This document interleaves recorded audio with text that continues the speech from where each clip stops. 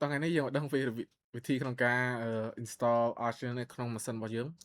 ដោយដំបូងយើងត្រូវការ file ISO របស់ Arch Linux ដែលខ្ញុំនឹងដាក់ link នៅក្នុង description ពេលយើងចូលនៅក្នុង page ហ្នឹងមកយើងអាច scroll ចុះក្រោមតិចមកហើយយើងឃើញ Worldwide យើងចុច4 link ហ្នឹងយើងចុចមួយណាក៏បានដែរប៉ុន្តែខ្ញុំជ្រើសរើស link នេះចុះហើយយើងចុចនៅកន្លែង Arch X86 64 ISO តោះមកយើង save link ហ្នឹងយើង save file ហ្នឹងមកfile នេះប្រហែលជា 1.5 GB អូខេបន្ទាប់ពី download នៅ file ISO របស់ Arch Linux ហើយយើងត្រូវការធ្វើ flash boot ដោយប្រើកម្មវិធី Rufu ដែលយើងអាច install download នៅ type portable នេះហើយ size វាប្រហែលជា 2 MB ហើយយើងចុច save មកតែខ្ញុំមានហើយខ្ញុំអត់ save ទេឬក៏យើងអាចប្រើកម្មវិធីមួយទៀតដែលកម្មវិធីនេះឈ្មោះថា Yumi ដែលកម្មវិធីនេះវាមានលក្ខណៈពិសេសមួយគឺយើងអាចបង្កើត flash boot មួយដែលអាចមាន file ISO ច្រើនហើយយើងអូសមកក្រោមមកយើងចុច download Yumi នេះមកបន្ទាប់ពីចាំ10វិនាទីវានឹង load ឲ្យយើង save file នោះ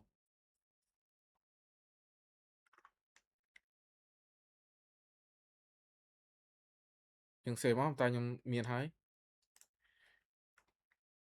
បន្ទាប់ពី install នៅកម្មវិធីឬក៏ file ដែលយើងត្រូវការរួចហើយយើងចូល folder download របស់យើងហើយយើងជ្រើសរើសកម្មវិធីណាមួយដែលយើងប្រើខ្ញុំឧទាហរណ៍នៅលើ Yumi នៅពេលដែលយើងបើក Yumi លើកដំបូងនោះនៅពេលដែលយើងបើក Yumi លើកដំបូង Microsoft Security វានឹង flag ថា Yumi នោះគឺជា virus ដោយសារតែ Yumi វាស្រដៀងនឹង virus ransom ដោយវាបង្កើតនៅ bootable ច្រើននេះគឺជា USB របស់ខ្ញុំដែលខ្ញុំបានធ្វើរួចហើយបន្ទាប់មកយើងកន្លែងនេះយើង select USB ដែលយើងចង់ដាក់មកហើយយើងជ្រើសរើសនៅ OS មួយណាដែលយើងពេញចិត្ត Arch Linux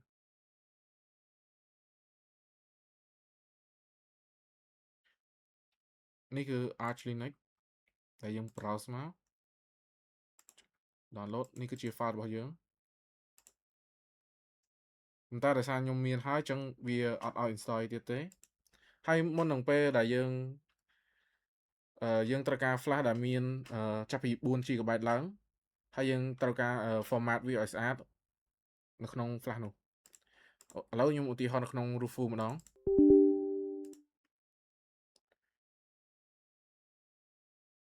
យើងចុច yes បើយើងចង់ឲ្យវា update auto ឬក៏ខ្ញុំចុច yes ទៅនេះគឺជា file ដែលយើងនេះគឺជា flash ដែលយើងចង់ធ្វើជា boot flash ហើយនេះយើង select OS មកយើង select disk OS image ហើយទៅមកយើង select នៅ file ISO របស់យើងមកបន្ទាប់មកយើងចុច start យើងចុចបន្ទាប់មកយើងចុច start នៅពេលនោះវានឹង format ឬក៏ delete អ្វីទាំងអស់នៅក្នុងflash drive របស់យើងនោះបន្ទាប់ពីធ្វើ flash boot រួចហើយយើងអាច boot ចូល flash នោះដោយអ្នកទាំងអស់អាច search តាម Google ឬក៏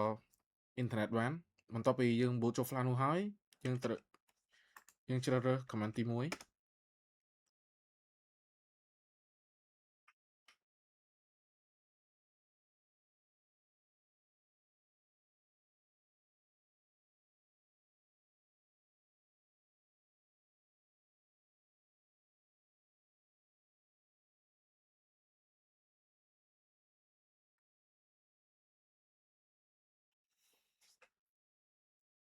បន្ទាប់មកដំបូងគឺយើងត្រូវ connect ទៅ internet ដោយយើងប្រើ command នេះ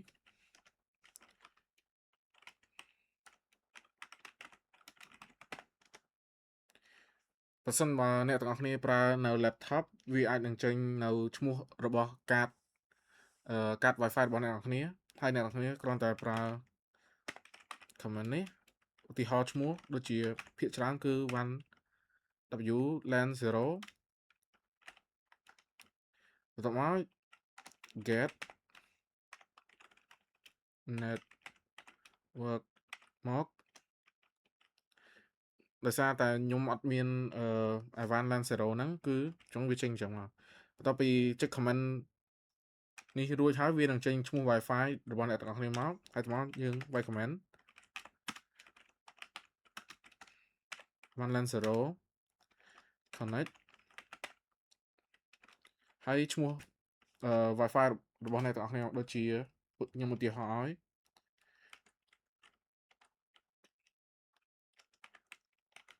ឈ្មោះអញ្ចឹងទៅបន្ទាប់មកវានឹងសួរ password របស់យើងដោយវាពាក្យថា phrase ហើយថ្មយើងចុច enter password របស់យើងមកនៅពេលដែលយើង enter រួចហើយវាយើង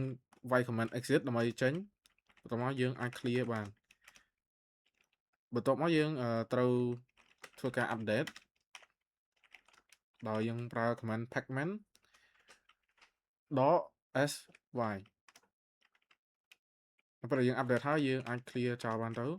ហើយយើងប្រើយើង install arch នៅលើ disk របស់យើងនៅលើ dash បន្ទាប់ពីយើង clear ចោលហើយយើងអាច install arch នៅលើ computer របស់យើងដោយប្រើ script មួយគឺ arch install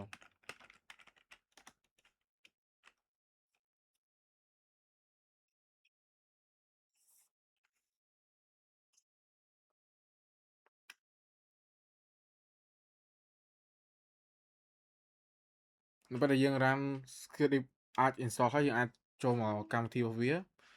arch install language នេះយើងមិនខ្វល់ទេ local នេះយើងមិនប៉ះពាល់ទេបើសិនជាយើងចង់ add នៅ keyboard layout ខ្មែរយើងចាំ add តាមក្រោយ mirror and repose កន្លែងនេះយើងត្រូវចុច enter មកយើងចុច select worldwide ដំបូងគេបន្ទាប់មកយើងអាច select ប្រទេសកម្ពុជាយើងចុច space ដើម្បី select ហើយយើង enter មកដើម្បីចេញ confirm ចុច enter ដើម្បី back មកកន្លែងនេះគឺជាសំណេរសំខាន់មួយដែលយើងត្រូវ config នៅ drive របស់យើងចុច enter partition មកជំរើសទី1នេះគឺយើងជ្រើសរើស best effort default partition layout នេះគឺវានឹង delete partition ផ្សេងៗនៅក្នុង computer យើងចោលទាំងអស់យើងជ្រើសរើសបើសិនជាអ្នកទាំងអស់គ្នាចង់ install តើ Arch Linux ទេយើងអាចចុចអាហ្នឹងទៅហើយយើងជ្រើសរើសext4 នេះមកវានឹងវានឹងធ្វើឲ្យតែខ្លួនឯងបើសិនបើយើងចង់ dual boot នៅ Windows ជាមួយ Arch ឬក៏ OS ផ្សេងៗយើងអាចប្រើ manual partition ហើយកន្លែងនេះប្រកាសហើយកន្លែងនេះរបស់អ្នកទាំងអស់គ្នានឹងមាន2គឺ USB មួយនិង SSD របស់ computer អ្នកទាំងអស់គ្នាមួយអ្នកទាំងអស់គ្នាត្រូវជ្រើសរើស SSD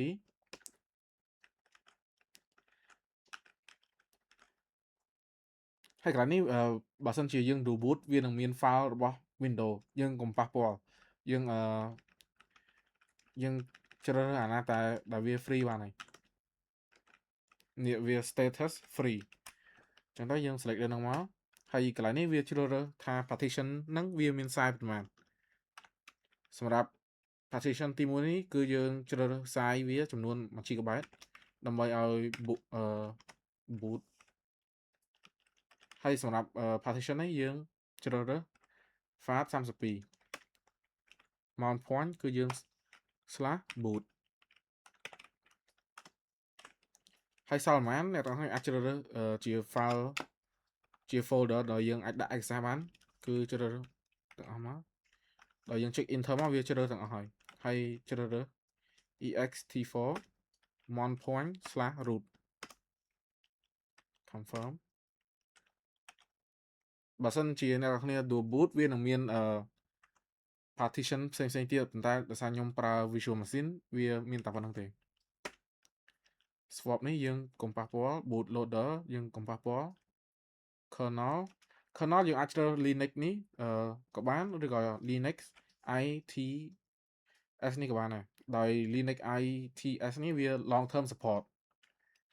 បើសិនជាយើងចង់ប្រើសម្រាប់ភាគច្រើនគេប្រើលើម៉ាស៊ីនដែលវាតូច hostname នេះយើងចង់ដូរក៏បានឬក៏អត់ក៏បានតែខ្ញុំអត់ដូរទេ root password យើងចង់ដាក់ក៏បានឬក៏អត់ក៏បានតែខ្ញុំអត់ដាក់ទេហើយយើងត្រូវបង្កើត user ជាដាច់ខាត add user មកយើងដាក់ឈ្មោះអីក៏បានដែរតែយើងអត់អាចប្រើអក្សរធំបានទេហើយ password យើងដាក់អីដាក់ទៅ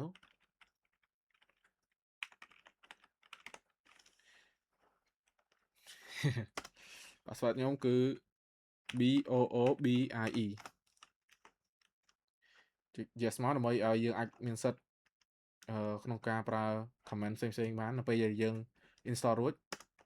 ចុច confirm មកចុច back មក profile នេះគឺជាចំណុចមួយដែលសំខាន់ក្នុងការ install Arch ដែលវាមានដូចជា desktop minimal server ហើយនេះក៏ server ដែរ minimal នោះគឺអត់មាន install អីទាំងអស់គ្រាន់តែ install នៅ driver ផ្សេងៗសម្រាប់ computer របស់យើងទេប៉ុន្តែ desktop នេះគឺវានឹង install នៅ desktop environment ផ្សេងៗ window manager ផ្សេងៗដែលល្បីៗសម្រាប់ Arch ដែលថ្ងៃនេះខ្ញុំឧទាហរណ៍ប្រើ XFCE4 យើងចុច space មកចុច enter មកហើយកន្លែងនេះគឺវានឹង install នៅ driver ផ្សេងៗតែ computer យើងត្រូវការចុច all open source ហ្នឹងមកហើយយើងចុច enter មកកន្លែង creator នេះគឺជា login manager នៅកន្លែងដល់ពេលយើងចូលមកយើងត្រូវ login វាចូលកន្លែងហ្នឹងមុនគេlogin manager ដែលល្បីមានដូចជា Light DM GTK creator នេះហើយ Plasma login តែខ្ញុំចូលចិត្តប្រើ Lee ដោយសារវា CRAM តិចហើយ application នេះគឺយើងត្រូវការ download នៅ driver សម្រាប់ kernel ដែលយើងត្រូវការដូចជា Bluetooth audio print service firewall ឬក៏ font បន្ថែម Bluetooth បើយើងចង់ប្រើ Bluetooth យើងចុច yes មកតែខ្ញុំអត់ install ទេ audio យើងត្រូវការ audio ជាដាច់ខាតគឺប្រើ pipe wire នេះមកដោយសារវាទាន់សម័យPaul audio ក៏ប្រើបានដែរតែវាអត់សូវទាន់សម័យ print បើយើងចង់ប្រើសម្រាប់ print ជាមួយ printer យើងចុច yes មកតែខ្ញុំអត់ប្រើទេចុច no firewall យើងយក UFW មកដោយសារវាទាន់សម័យជាងអានេះ font បន្ថែមអ្នកទាំងអស់អាច install ទាំងអស់ក៏បានដែរតែខ្ញុំ install តា TTF Liberation នេះទេដែលវា support សម្រាប់ Steam game ហើយបើយើងប្រើចិនឬក៏ជប៉ុនកូរ៉េយើងត្រូវការនេះបន្ថែមបើយើងជួយប្រើ emoji យើងត្រូវការនេះបន្ថែមយល់ទៅយើង install ទាំងអស់មកវាស្រួលហើយ network configuration នេះគឺសំខាន់ណាស់ដែលយើងទៅជ្រើសរើសឲ្យបានសមស្របតាមលក្ខខណ្ឌរបស់យើងតែភាគច្រើនយើងប្រើ network manager IWDM IWD backend នេះមក time zone គឺជ្រើសរើសនៅភ្នំពេញយើង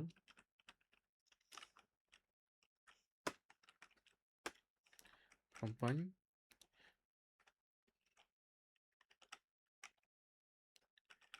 ហើយយើងចុច install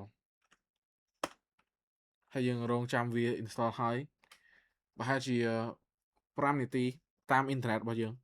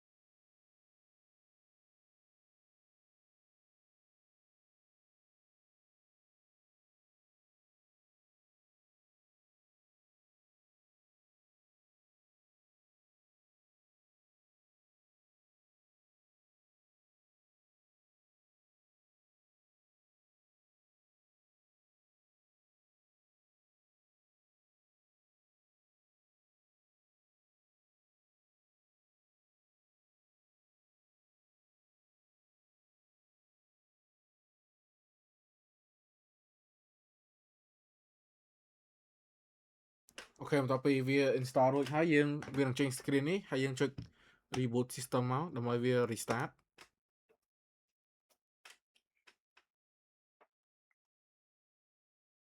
ហើយកន្លែងនេះគឺជា grab screen ដែលខ្ញុំបានប្រាប់នោះចុច Arch Linux នេះមកចុច enter មក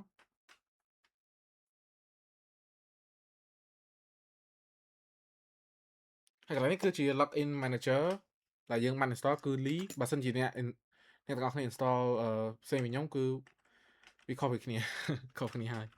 យតោះមកយើង enter password យើងមក